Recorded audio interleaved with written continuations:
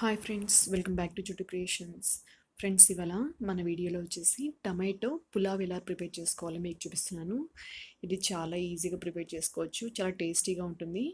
ఒకవేళ మనకి రైస్ మిగిలిపోయినా కూడా ఆ రైస్ తోటి మనం ప్రిపేర్ చేసుకోవచ్చు అనమాట. సో దాని ప్రిపరేషన్ ప్రాసెస్ ఎలాగో ఇప్పుడు చూసేసేయండి.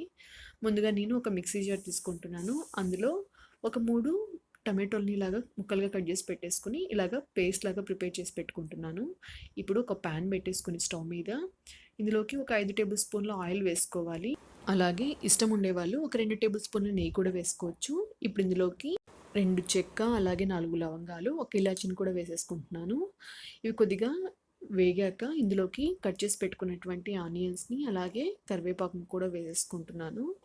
ఇప్పుడు ఇందులోకి ఒక టేబుల్ స్పూన్ అల్లం వెల్లుల్లి పేస్ట్ కూడా వేసేసుకుని ఇదంతా కూడా పచ్చివాసన వెళ్ళేంత వరకు బాగా వేయించుకోవాలి. చూడండి, ఇప్పుడు ఈ ఆనియన్స్ కూడా గోల్డెన్ బ్రౌన్ కలర్లోకి వచ్చేసాయి. ఇప్పుడు ఇందులోకి ముందుగా ప్రిపేర్ చేసి పెట్టుకున్నటువంటి టమాటో ప్యూరీని కూడా వేసేసుకొని బాగా కలుపుకోవాలి. ఇది కొద్దిగా మగ్గిపోయాక ఇందులోకి 1 టేబుల్ స్పూన్ గరం మసాలా, అలాగే 1 టేబుల్ స్పూన్ చిల్లీ పౌడర్, అలాగే 1 టేబుల్ స్పూన్ ధనియా పొడి, అలాగే 1 టేబుల్ స్పూన్ కస్తూరి మేతి, అలాగే రుచికి సరిపడా సాల్ట్, 1/2 టేబుల్ స్పూన్ అజినోమోటో కూడా వేసేసుకొని ఇదంతా కూడా బాగా కలిసిలాగా ఇలా కలుపుకోవాలి. చూడండి, ఇప్పుడు నేను కస్తూరి మేతిని కూడా వేసేస్తున్నాను. ఇది వేసుకోవడం వల్ల మంచి స్మెల్, అలాగే మంచి ఫ్లేవర్ అనేది వస్తుందన్నమాట. ఇప్పుడు ఇందులోకి ఒక టమాటోని బాగా పండినటువంటి దాన్ని ఇలాగ చిన్న ముక్కలుగా కట్ చేసుకొని వేసేసుకోవాలి. ఇప్పుడు ఇదంతా కూడా బాగా కలిసేలాగా కలిపేసుకుని మూత పెట్టేసి ఒక 5 నిమిషాల పాటు మగ్గనివ్వాలి. చూడండి, ఇప్పుడు ఇలాగా ఆయిల్ సపరేట్ అవుతూ ఉంటుంది.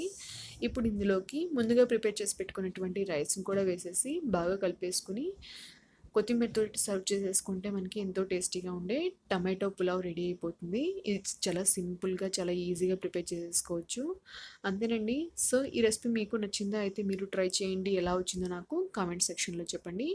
నా వీడియోస్ మీకు నచ్చినట్టయితే నా వీడియోస్ని లైక్ చేయండి, షేర్ చేయండి. నా ఛానల్ని సబ్స్క్రైబ్ చేసుకోవడం మాత్రం మర్చిపోకండి. Thank you.